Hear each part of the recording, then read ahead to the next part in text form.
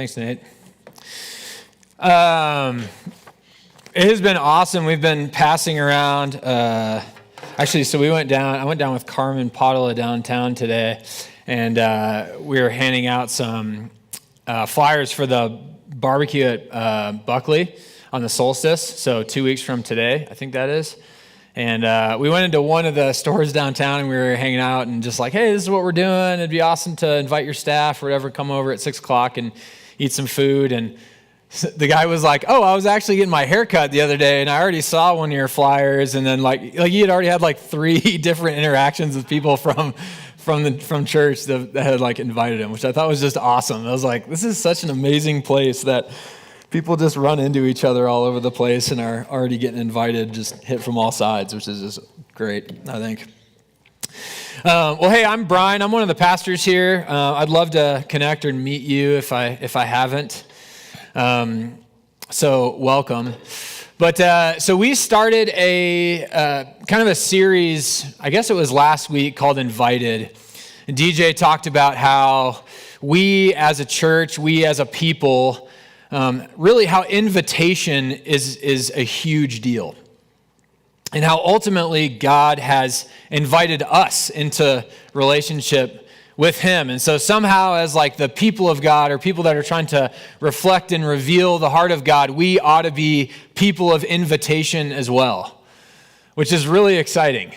And we're going to challenge you, especially as we're going into this barbecue in a couple weeks and just the summer months of being outside and doing things together, that we would be a people of invitation. And so we're going to talk about some of the practical pieces of that tonight and hopefully challenge us to grow and move in that direction. But the first thing I wanted to do was to ask you, can you think of a time when someone invited you somewhere new?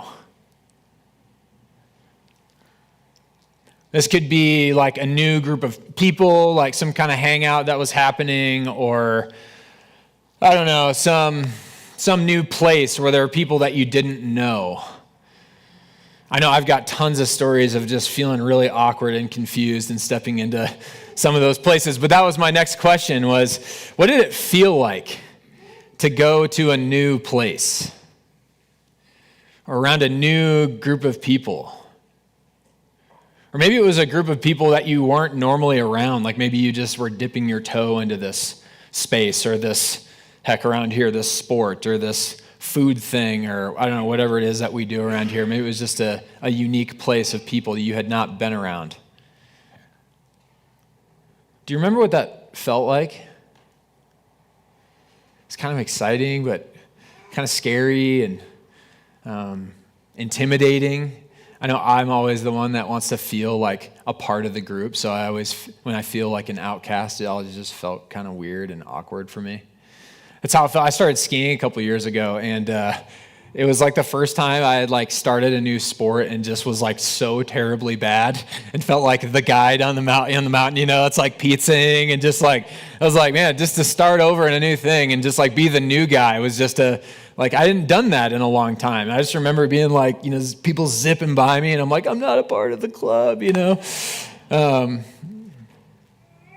But I would bet that some of the greatest moments in your life probably began with a simple invitation.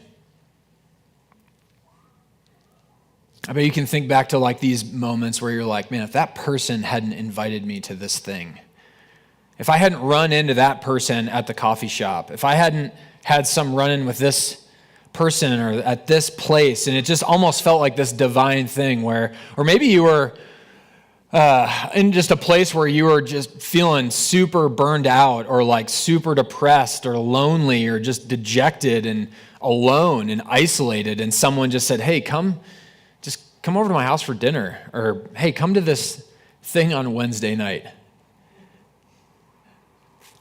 I would bet that some of the greatest moments in your life began with a simple invitation.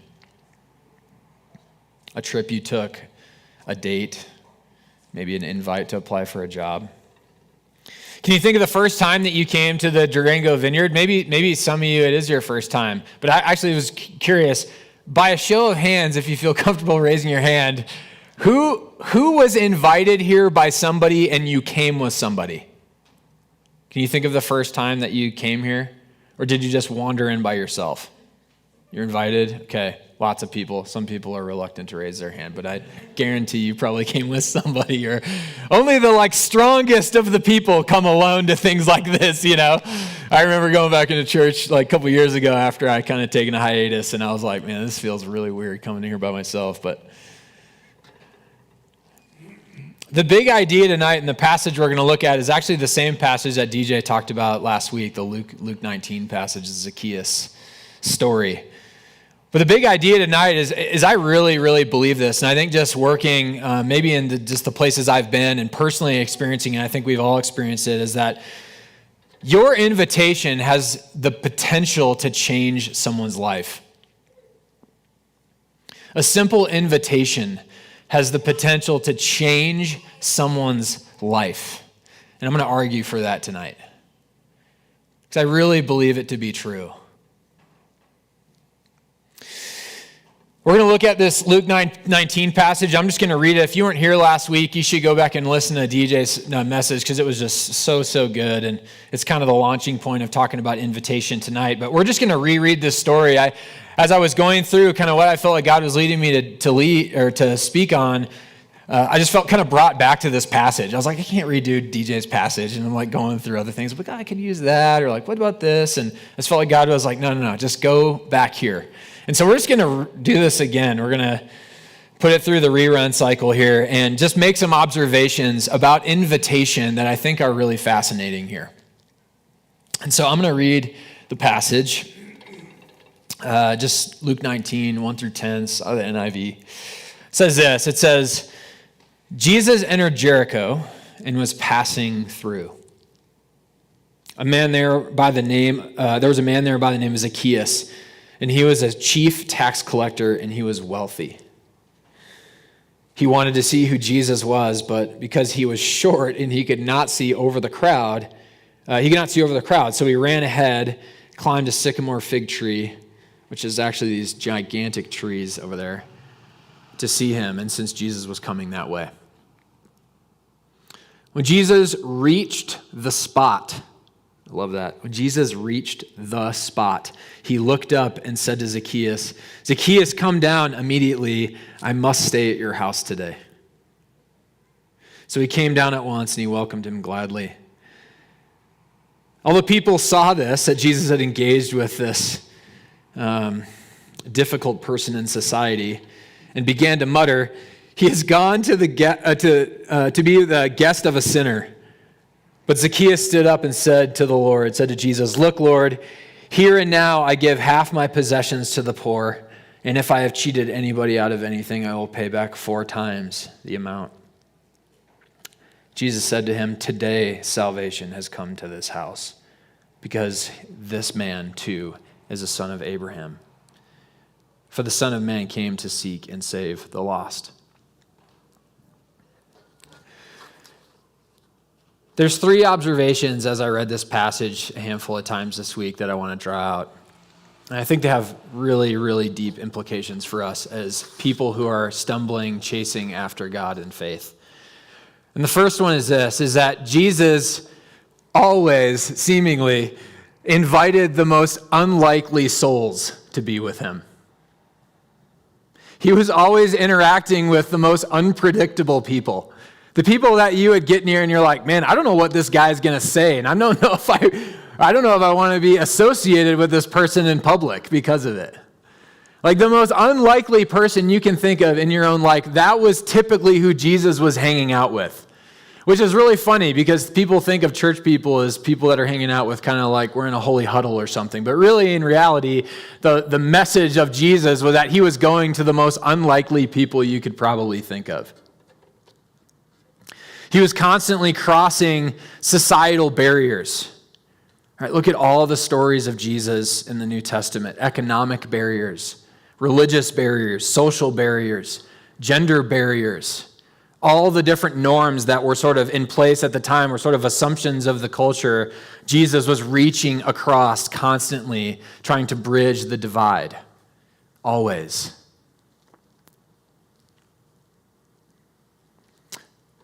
a piece of this observation I think is really fascinating, and I think this is just sort of comical, is that Jesus did not invite Zacchaeus to the synagogue. He did not invite Zacchaeus to church. What did he do? He invited him to dinner. He invited him to what the Jewish time, at the time, the Jews called table fellowship, which was a really fascinating idea.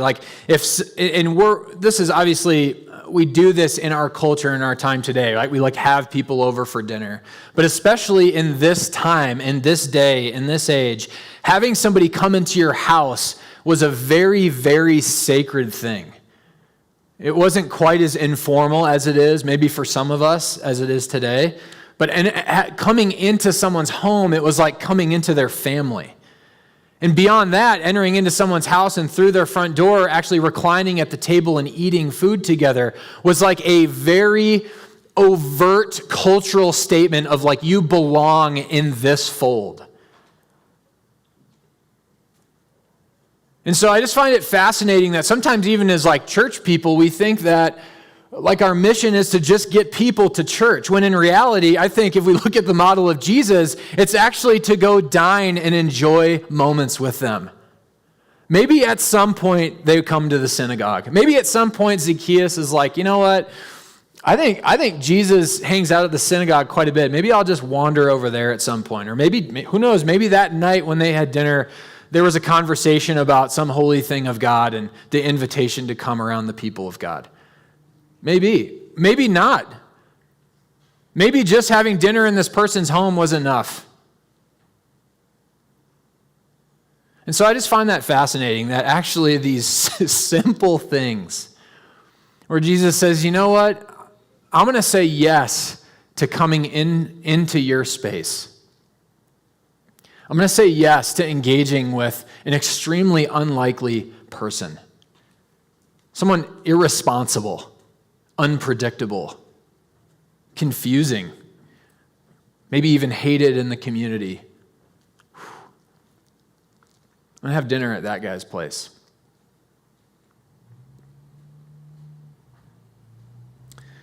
In one of the commentaries I was reading about table fellowship and what Jesus did with Zacchaeus, it said this.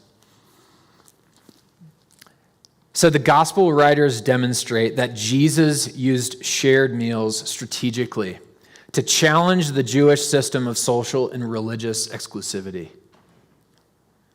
In contrast to the practice of the Pharisees, Jesus' open table fellowship bridged a variety of demographics.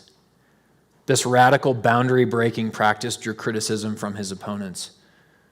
By reclining at the table with various disreputable characters, Jesus was accepting them as equals in the newly defined kingdom of God. Jesus, God enfleshed, accepting them as equals.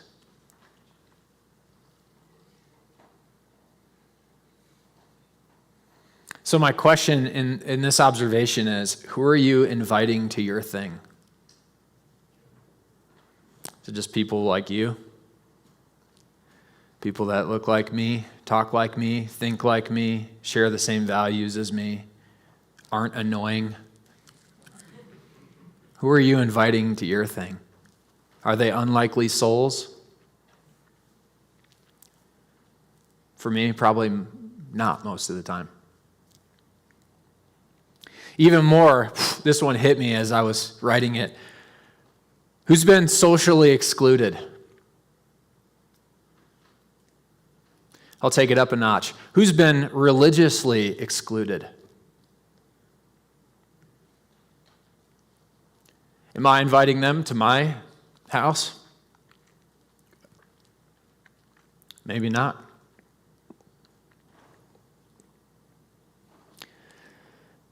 Maybe the people who, to me, feel far from God ought to be invited to my thing.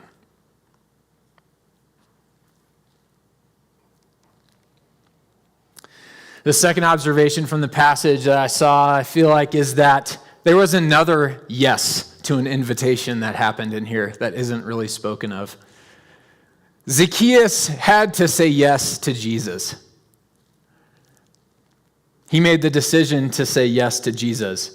And what I feel like I drew from that is maybe sometimes we need to say yes to someone else's thing.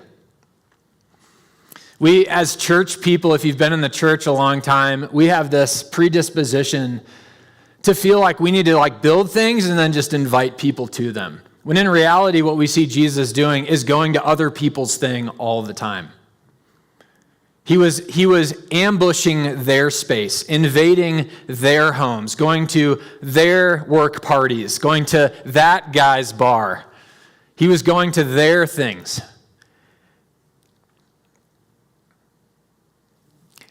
So I wonder sometimes too, is maybe this thing about invitation isn't about us just inviting people to our thing. Maybe it's about you saying yes to somebody else's thing. Maybe there are invitations that get lobbed your way that you're like, I don't know about that. I wasn't going to tell this story, but I'll make it really quick. When I was in Boulder, there was a kid who was 10 plus years younger than me, and he invited me to a college party. Yeah. And it was down almost in Denver. It was just a solid 45 minutes to an hour away. And I remember talking to Lisa and being like, this dude invited me to his college party. He knows what I do. I mean, I was working as a chaplain, doing pastoral work in athletics. He knew what I was about, and he was like, Furley, do you want to come to my house party? And I was like, absolutely, I will. And so, this is actually, I guess at the time I didn't know it was a house party, but I was like, he's going to have a party. Okay, and I'm like, sweet. So I do what any 30-something white person does. I go and get a bottle of wine. Bottle of red wine, and I'm like, I'm going to go to this party. So at 9:30, right? Parties happen late. I go, Lisa, I'm going to go down to this party. You can just stay here and watch movies. I don't know what you're doing, but I'm going to go down there. And so I drove an hour down to this party, and I was tragically out of place. Tragically, significantly older. I mean, people are probably like, what is this, balding man doing here? And I hung out, and they rode sleds off their roof. And, there was a lot of things happening there. And I hung out for a while. And I opened my bottle of wine, and I put it on the table. And 3 hours later, I went back, and it was still full. And so I recorked it, and I took it home. I did. That kid, a month later, called me. Oh, it may have been 2 months later. He called me, and he said, hey, man, I just walked myself into a church today. I said, what? He said, yeah, man, I don't even know why. But I just have this ache in my soul, and I just went to church on Sunday. Will you meet with me and tell me what that's about? I said, absolutely. And so I bought him a $18 gravy spread egg potato breakfast. And we sat for 2.5 hours before his work, and he was super late. And we opened the Bible, and I said, man, these are the Gospels. This is the life of Jesus. And just spoke plainly to him about the things of God. Because I went to a freaking college party. And not every story has to end that way. And most stories don't. But I can guarantee you, if that guy was here, he would walk up here and he would tell you about what God has done in his life through that moment. It wasn't because I was awesome. It was because I just said yes to a 20-year-old. How often do you say yes to someone else's thing? Someone else's invite? Third thing is, I think what we see from this passage is the kingdom of God is marked by radical belonging. Marked by radical belonging. If you look through how Jesus moves, interacts, talks, every single moment, every single intimate moment that he has with somebody, he is already assuming that they belong. Jew, Gentile, slave, free, Samaritan. I mean, it doesn't matter where these people were, what they were doing. I mean, the lowest of the low, the marginalized, the oppressed, the people that he shouldn't have cared about, the highest of the high religious authorities, anybody in between in their societal moment, Jesus approached with radical belonging. I mean, I was reading the story about the man that was living in the tombs that was possessed by the legion of demons, right? We've all heard that story. It's like when Jesus lands on the other side of the lake, it's like when he's walking into the tombs already going, this guy belongs. This guy is a child of God. There's nothing that disqualifies him. It's like his whole understanding of humanity is rooted in the Genesis 1 story, which is the imago Dei, the image of God, God's own heart and creativity and breath and life was birthed into every single person. And so when he interacts with them, it's already with this assumption of radical belonging. Right? Like that's just crazy to me because none of us operate in this way. And somehow the guy that is reflecting and revealing the very heart of God says, it doesn't matter where you're from, what you've done, anything that you feel like separates us, I'm coming to you and reminding you that you are a part of this family. That is wild to me. Like what a posture shift we would have to take. What a change of heart, what a change of worldview. Like we are just beaten into the ground with how we are different from each other from all sides. And somehow Jesus enters into these spaces with this assumption already. That's like he's just reminding them of who they are.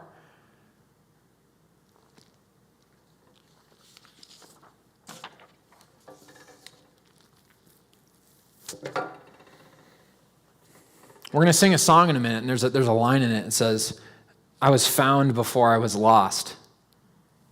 I was yours before I was not, with grace to spare for all my mistakes. If we go back into the Genesis story, and we're going to do this over and over and over and over in this church, is that the story does not begin in Genesis 3. It does not begin with the brokenness of humanity. It begins with creation, perfection, beauty, belonging, intent.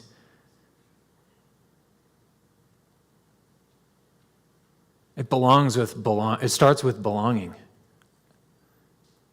And so I feel like Jesus in every moment is like coming to us, coming to me, coming to you, and just going, I don't have to retell this entire story. I'm just reminding you of who you are. Come back to me. I started kind of approaching a friend of mine this way. He was a militant atheist, astrophysicist in his college years. Super fired up about science, which was just awesome. Still is.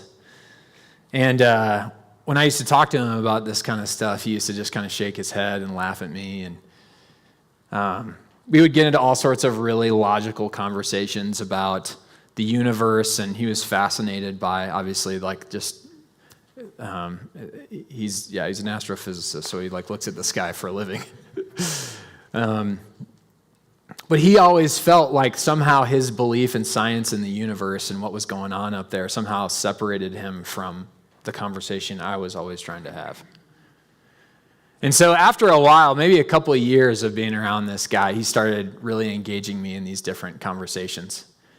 What about this or what about that? And there was a point at one where he said, I feel like I'm like picking up what you're putting down and maybe like my understanding of the universe and the math up there and what's going on with the stars and the galaxies and this amount of space and the ever-expanding world and all these different things actually like reveals this really beautiful intent of creation.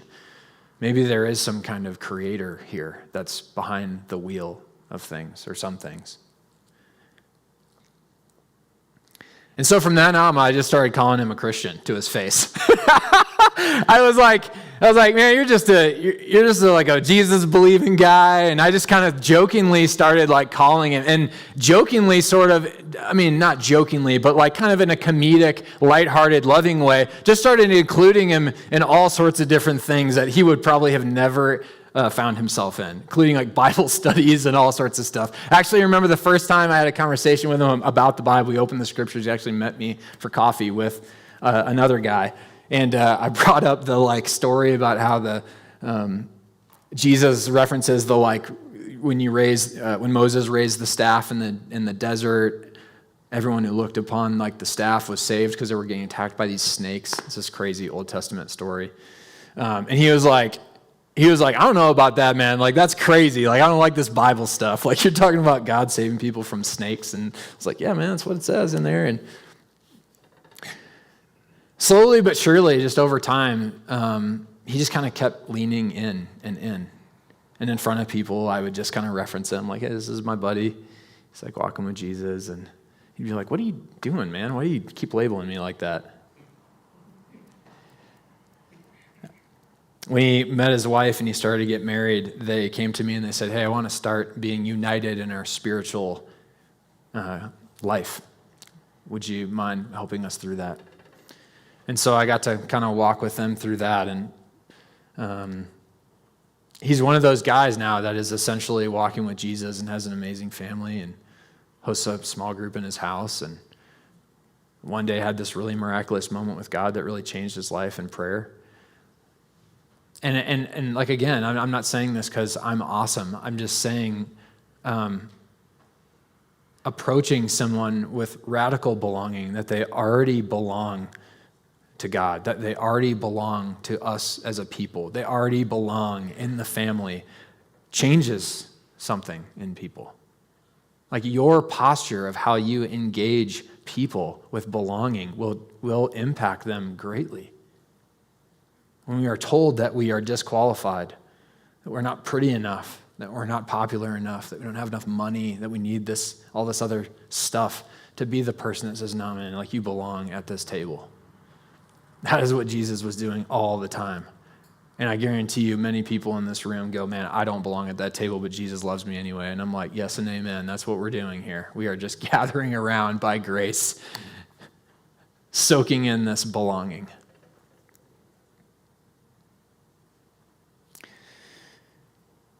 Your invitation has the potential to change someone's life. How you engage, how you interact, what you're doing this summer, what you're doing this week, what you're doing today. It has the potential to change someone's life.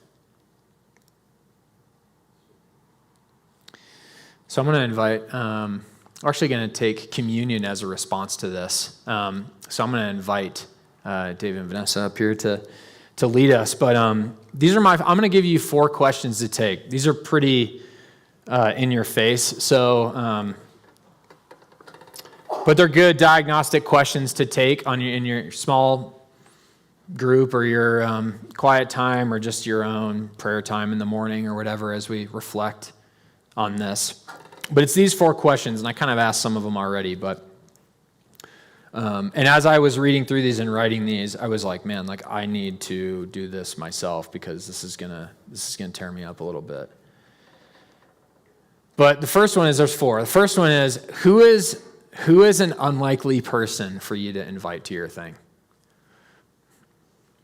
Who like scares you that you could invite to your thing this summer, this week, the barbecue 2 weeks from now? The second is, who is an unlikely person for you to accept an invitation from? Who are you going to say yes to? I hate being interrupted, and people interrupt me, like just, people wandering around town interrupt me on the street sometimes, and it takes work for me to stop and listen and engage with people. But that is an invitation. It is a bid for connection. Who are you going to say yes to? The third is, where would be a place you wouldn't normally find yourself? Where would be a place you wouldn't normally find yourself? I can rattle like 10 off on my own, just here in town. Like, I would never be in that business. I would never be in that place. Maybe the Lord might lead me there sometime. I don't know. The fourth is, do you approach others with radical belonging? Do you have that posture? Because that greatly impacts how we invite and how you say yes to invites. Do you have that posture with people?